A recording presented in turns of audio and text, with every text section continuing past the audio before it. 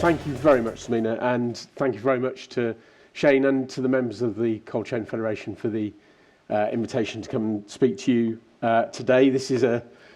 I think the timing of this is great. We know obviously what Tim's up to, but yesterday the eagle-eyed amongst you would have clocked that it was Back British Farming Day.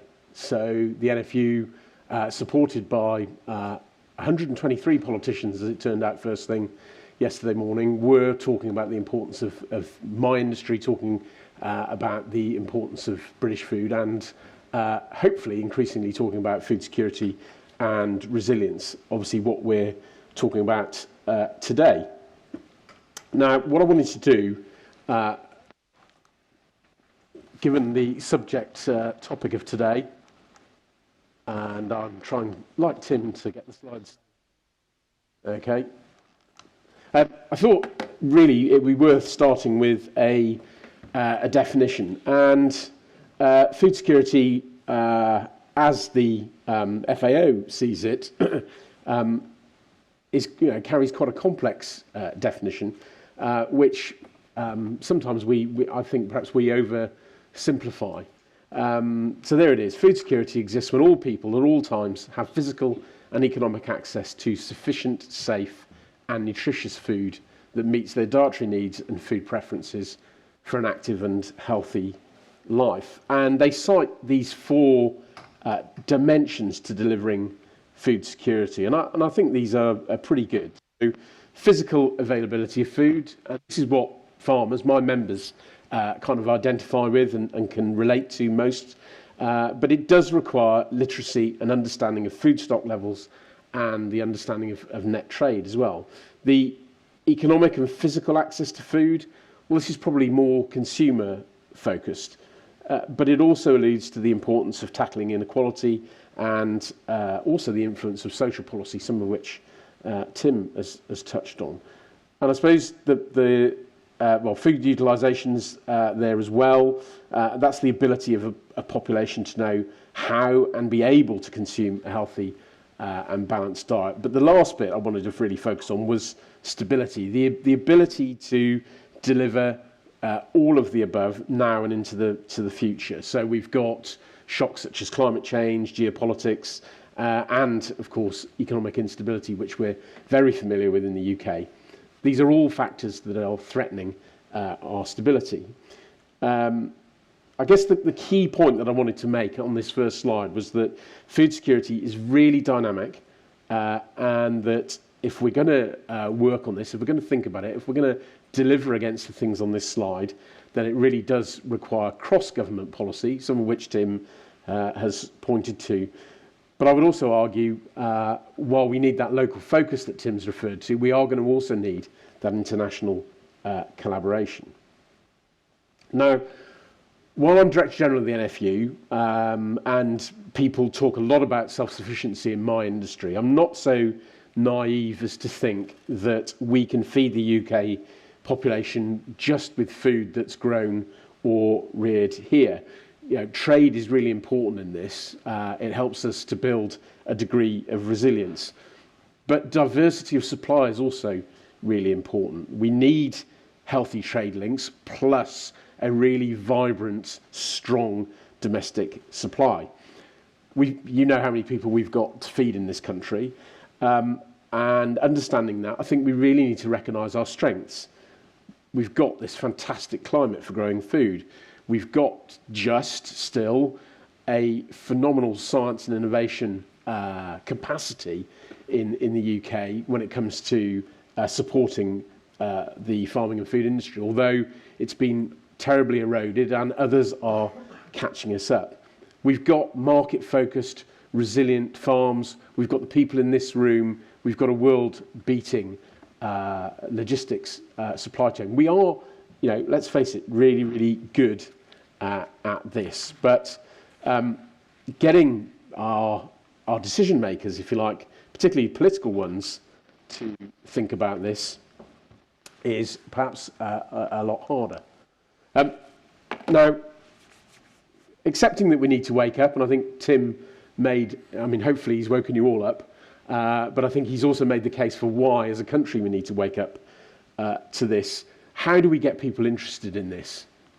Now, I think that probably the recent events, and in part illustrated by things that you'll probably be quite familiar with in terms of the inflationary impacts that we've seen lately, are probably quite a good way into this.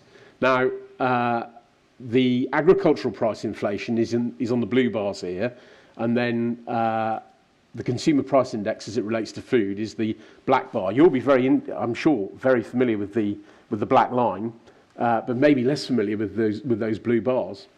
Now, right at the start of that very significant rise, we were obviously bringing this to life for DEFRA, and it was a really, really hard selling point. But as the black line has moved in the way that it has, people have really started to sit up and take notice, and it's how we take that real interest in the inflationary pressures that we have seen and experienced in food and turn it into policy change, which I'm really interested in. I mean, it's a different way of looking at this, and it's a different point, but I think it is enough. Certainly, you've only got to look at some of the wacky ideas that have come out of the Treasury and elsewhere about capping food prices, about inspiring the Competition and Markets Authority to look at food pricing, to understand that certainly when prices jump in the way that they have, politicians sit up and take notice. So, what together, and I would absolutely accept what Tim said about the firepower that's in this room and in the wider food sector. What together might we say to those decision makers now that we've got their attention through those rocketing prices? And I'm going to echo a lot of what Tim said. First of all, take food security seriously. And I think if we were to ask ourselves whether we're taking it seriously, well, we certainly aren't by the standards of the past. There's a mutual acquaintance of Tim's and I that we've both spoken to in the last week who can remember the war book that existed around food supply resilience, that can remember those strategic supplies. And, talking to him, some of that discussion is vaguely reminiscent of what we've heard politicians talk about when it comes to energy in recent times. Now, if I were to be critical of some colleagues within government, I think they've been perhaps too quick to take the word of our retail colleagues. I think they spent too much time thinking about food supply as a problem rather than food production. And to characterise two recent shocks to the supply chain, COVID and the Ukraine, they've been two very different shocks, and they've needed two very different prescriptions. But to sort of draw out those differences, to get ministers and officials to think differently, has been very difficult. We're lucky. We've just managed to secure the first number 10 food security summit. But it felt a bit gimmicky. When you get 2 or 3 of the cast members from Clarkson's Farm turning up, you think to yourself, well, maybe this is a PR stunt rather than a serious exercise in how we feed ourselves for the future. But, from small acorns. And I think what we need to do from here, and there's a huge amount of work that follows on from that summit, there's some important work that we can build on. So we're asking for a food impact assessment, for those new regulations and policies to be thought about, and we just need to test what those policies and regulations do in terms of damaging our productive capacity. Turning to trade, look, as I've said, trade needs to be part of this, but trade deals at any cost can be hugely damaging and can seriously undermine our food security. That's why the NFU's called for an annual assessment of the impact, both positive and negative, of those recent free trade agreements. It's also about beginning a formal process of developing and establishing core standards that apply to our agri-food imports. We can't just leave this to chance. We need to make sure that we are building trade policy in a smart way. We've briefly already touched today on productivity and sustainability. I'd argue that often these are two sides of the same coin, and the sorts of things that we need to think about are a really ambitious and effective productivity programme. This is about the difference that I was trying to highlight between food supply and food production. It's about recognising water's value. We're blessed with this fantastic climate to grow food, but if I may, let's just characterise the UK. We've got almost too much water in the west and not enough in the east, and we've got issues with the quality of water in the west as well. And that clever integrated water management that we could so easily employ in the UK to move water around, to get it to those places, to underpin and hopefully inspire a horticultural revolution would be, I think, a really fantastic thing. And last but by no means least on my sort of little mini manifesto here is planning. Now, I'm sure there are plenty of frustrations with planning in the room, but from a farming perspective, this is about making sure that we've got changes to the planning system that ensure permitted development for infrastructure, whether it's glass houses, reservoirs that I've mentioned, slurry stores. We've got a really ageing infrastructure when it comes to UK farming and growing. If we can get that infrastructure right, there are great productivity improvements, but there are great sustainability improvements. And trying to make that case to government at the moment is proving to be quite hard. So it's changes to the national policy, planning policy framework to better reflect a planning system that works for farming, that works for the rest of the food industry and the logistics part of that as well. So I guess what I'm just trying to say there with that very kind of whistle-stop tour is it's about trying to create the right policy for productive, progressive, profitable farm businesses, and that can really help to underpin, if you like, the domestic side of that food security equation that I mentioned earlier. So, to conclude, and I'm delighted that so much of what Tim said I'm probably going to repeat in my own way now. The first thing I want to say is, look, we are really good at this, but I think as an industry, from farm to fork, we've made it look really easy. The professionalism of UK Food and Farming PLC means that we've, at every turn, no matter what's been thrown at us, we've been able to provide affordable, safe, healthy food to UK consumers, and we've done it for a long time.